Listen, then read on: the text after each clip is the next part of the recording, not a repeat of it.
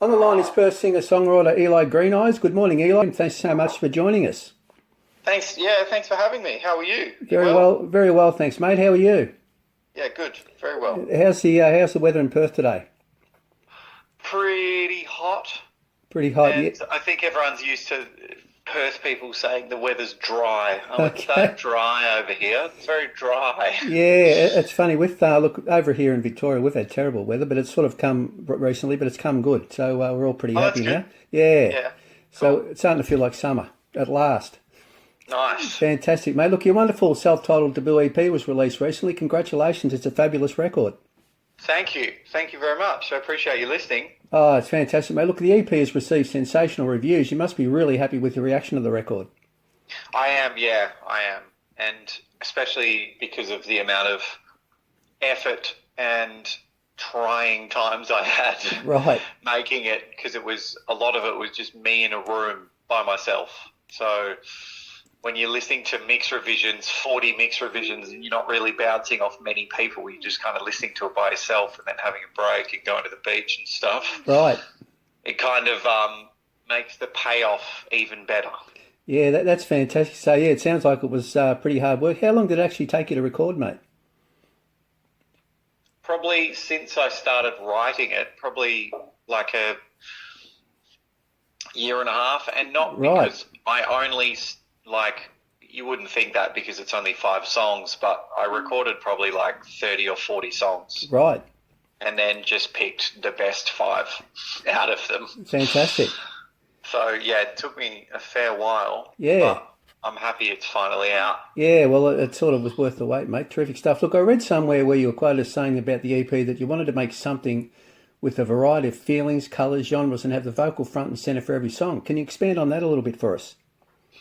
Yeah, well, I just wanted the vocal to be the glue that holds everything together, so Right. that you put every song on, and as soon as I start singing, you kind of forget what genre it is, because I just wanted the vocal to be the main focus. Which, to be honest, I probably want the vocal to be the main focus, like always, because I love singing so much. Right.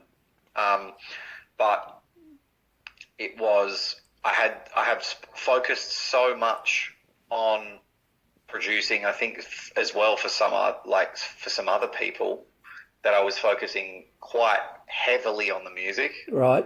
Whereas this, I wanted to focus on the vocal and the songwriting and the story and the narrative, and then have the music act as, yeah, I guess just like different, yeah, what you said, like different colors and genres, and um, like I suppose it would be like I don't know, like a 5 course meal or something, Right.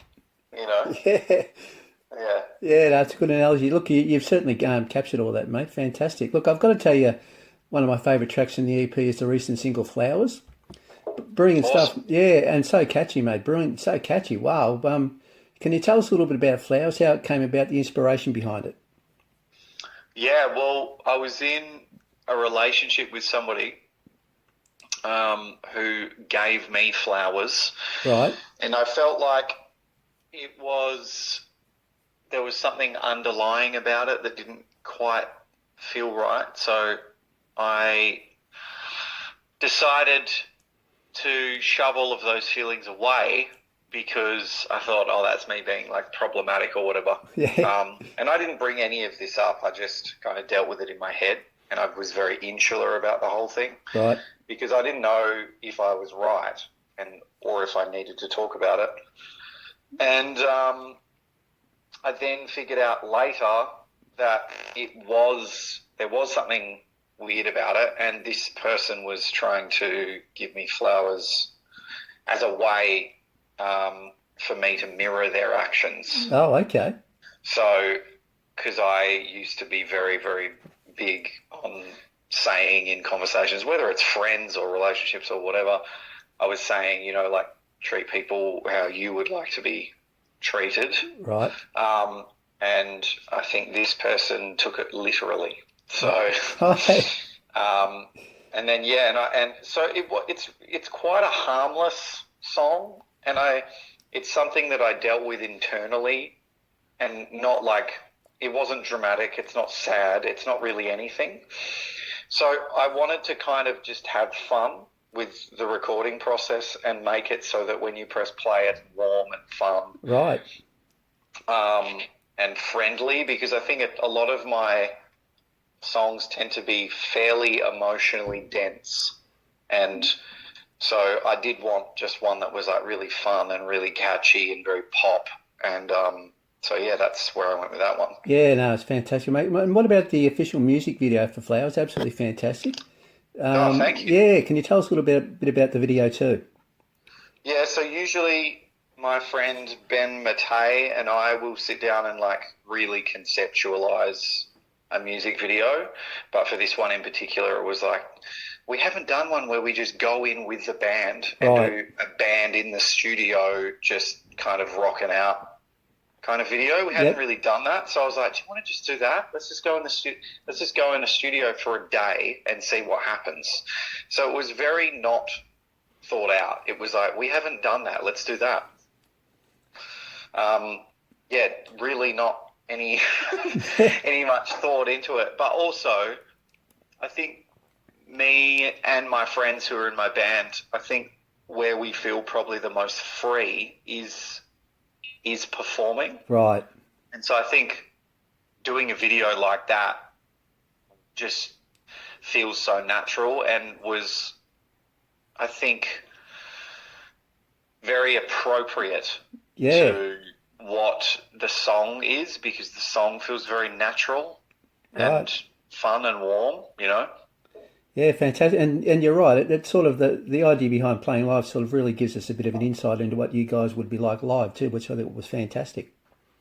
Yeah, for sure. Well, we are lip syncing and stuff, but like just singing along and, you know, like dancing and having a good time and stuff, because we have done a bunch of live videos, which are also on YouTube, which are like, I love that stuff as well, because it's getting raw emotion and raw takes that people can see. So fantastic. And what about, look, another personal favourite of mine on the EP is an earlier single off the record, People. Absolutely love that one too, mate. Can you tell us a little bit about People too?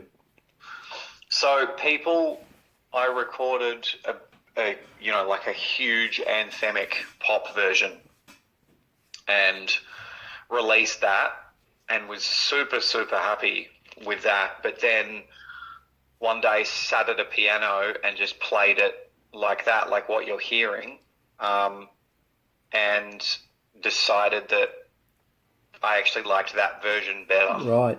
Because I feel like it carried the narrative even better, and it was more, there was less going on, and it was focusing much more on the vocal, which is obviously what I just said the EP was all about. Yep. Focusing on the vocal. So we went into a studio, Ben Matei and I, and we filmed that live version. So the take that you're hearing is actually on YouTube. Right. And you can watch the whole thing, so it's all one take. Fantastic. Just me playing piano and singing. Oh, that's great. Look, and with the live stuff, any plans to tour the EP on the East Coast maybe as well? Yeah, that is in the pipeline now. I don't know when that's going to happen. Right. And yeah, I'm kind of, I think it's like this year, especially this last 2 years probably, has been just hectic, I think, for everyone. Right. Like with COVID and everything, and everyone's been trying to keep like the industry afloat in terms of live music. And so we've done a huge amount of shows in the last year, and I'm kind of at that point where I'm like, yeah, next year, you know, we'll sort it out. But for now, all I want to do is like skate and cook and watch Rick and Morty. I don't really want to do anything else. Have a well-earned break. Yeah, I think so. Just because we've just been hammering it. You know? Well, we look forward to seeing you over here at some stage in the not too distant future, mate. Oh, definitely. Yeah, it won't be too long. That'd be great. Look, and regarding your band, now, of course, you play vocals and play guitar and keyboards, but can you tell us a little bit about the other members of the band, who they are and what they play? Yeah, I mean, when we play live, it's Maddie Hanley on drums and then Lockie Hanley on guitar, two siblings. Yep. And then I play guitar, and then we've got like a bunch of stuff like that we can't play on track. But in the studio, I play everything. Right. Yeah. Fantastic. So in the studio, I'm like alone, being a hobbit, not leaving the room, and having 90-second rice with a can of tuna every day, and just being by myself and hitting things and hoping they work. Yeah, well, they certainly have on the EP, mate. You've done a great job. Look, what about the pretty obvious question? What about an Eli Greeneyes album? Any plans in the pipeline? Yeah, so there is. So I've written enough songs for a full record. Right. And then I've also written enough songs for the record after that. Right. Oh, well, that's fantastic, mate. All I need to do is not be in the studio, because I think sometimes when a song is so old for me and I'm trying to find a home for it, and if I believe it's good, I think what I need to do is not produce it, and I need to, sit in my kitchen or whatever and sing the songs every day. Right. And try and sing them in an order and get very, very comfy with them, so that when I go in to record, say, the first album, I can concentrate and have my production brain on. Right. Instead of, because it's like I've been spending the previous months just performing them, so I don't need to think about that anymore. Yeah, I see, yeah. I have shot myself in the foot before, where I've tried to do all of that at the same time, and it very much comes out in a demo kind of form. Right. And I don't want a demo thing, I want the real thing. Right. So I think that's what I will do, is I'll play these, I think it's like 12 songs that I've written for a record, and I'll just play them every day and just get super comfy, try and learn them all by heart, and then go in and record them once I feel super comfy. Oh, that's fantastic, mate. So we'll look forward to the debut album in the not too distant future. Yeah, for sure. Fantastic, mate. Look, now, apart from your own records, of course, you also did some work with the legendary hip-hopper Draft on his album from last year, Shadows and Shinings. Yep. Yeah, look, you collaborated with him on that wonderful song, Hypocrite. It must have been great collaborating with an artist of the calibre of Draft. Yeah, for sure. Well, we were friends for years. Right. And we actually kind of built a friendship first and foremost before we even really started playing music together properly. And I used to play in his band all the time. Right. And tour with him. So yeah, it was pretty. We've been used to playing music and creating together for ages, but he's made so many records, and it's also just like, even though we've always like kind of played music together, I always learn quite a lot because he's made so many records. He knows exactly what he's doing. Yep. And yeah, but we spent so many years building a proper friendship that it didn't we don't really need to do that all the time. That's not how we know each other. It's like quite often it's like ringing each other once or twice a week going, what's going on? You still alive? Fantastic, and mate. And then going grabbing tacos or whatever it may be. Yeah. I don't know. Oh, that's but great. He's a wonderful person, and he's done a lot for the scene of hip hop. And he's very well respected for a reason. Yeah, no, it's fantastic. And you may not be aware, I actually did an interview with Draft late last year when the album came out. Oh, cool. Yeah, and he mentioned you. He gave you a big rap about your contribution to Hypocrite, mate. Oh, nice. Fantastic. Look, before we let you go, can we go back to the very early days of your music career for a moment?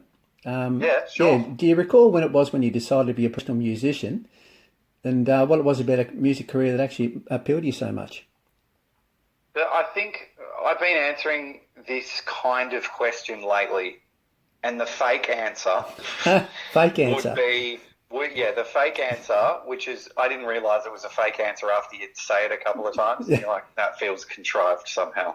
But I think what I said was Oh, as soon as I started writing songs, which is when I was 10 years old. 10 years old, right. And the thing is I don't think that that's real.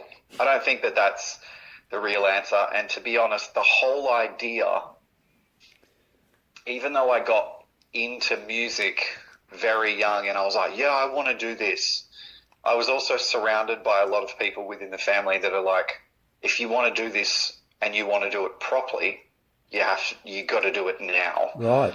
So I was missing school parties and practicing a lot. And to be honest, I don't know if I ever really decided. I think I was going to do it for sure, but I don't think I woke up one day and was like, I'm going to do music for the rest of my life. Because I think that I also, as a child, wanted to be an actor. Oh, okay. And I was always gravitating towards doing funny voices and repeating lines off cartoon movies and stuff like that. And I think that music is something that I've always loved and been very close to because of my grandmother, because she was an opera singer. Oh, okay.